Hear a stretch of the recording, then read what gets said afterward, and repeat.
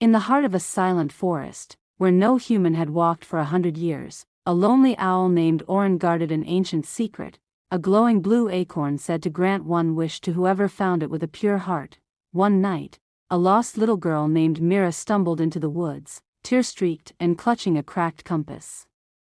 Her wish? To find her missing brother. Oren, moved by her bravery, flew down and dropped the glowing acorn at her feet. As she held it, the forest shimmered, and time seemed to turn backward.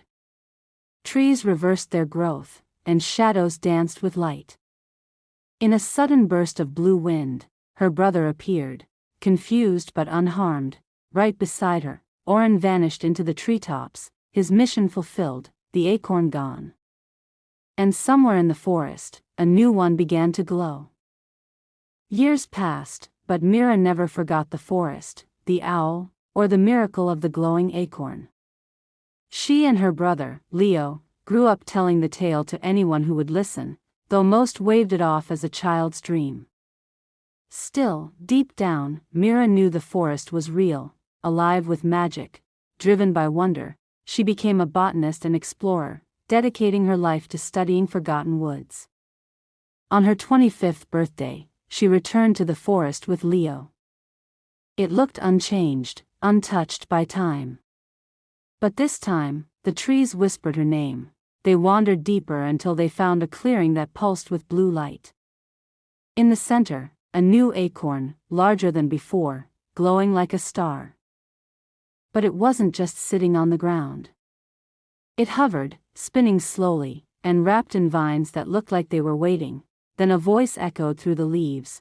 Not Oren's, but something older. The one who takes this acorn must guard the forest. One wish. And a lifetime of purpose. Mira looked at Leo, then at the acorn. I found my brother once, she whispered. Now it's time to find who I am. And she reached for it. As Mira's fingers closed around the glowing acorn, the forest stilled. The wind halted. Even the birds seemed to hold their breath. Then came a surge of warmth, not from the acorn, but from within her.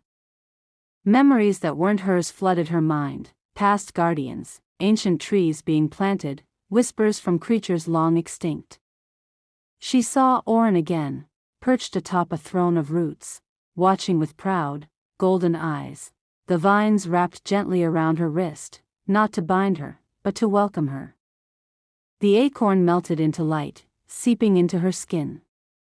A glowing leaf-shaped mark formed on her palm, the seal of the forest guardian. Suddenly, the forest shifted. Trees bowed subtly. Flowers bloomed at her feet.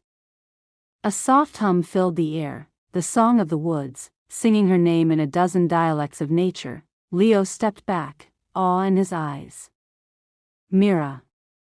What did you become? She smiled gently. Not something new. Something the forest always knew I could be. From that day forward, Mira became part of the ancient rhythm of the wild. The trees spoke to her. Creatures once thought mythical came out of hiding.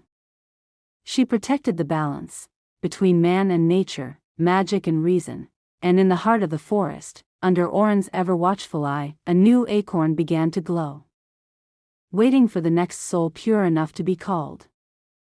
If you like this video, please hit the subscribe button for more.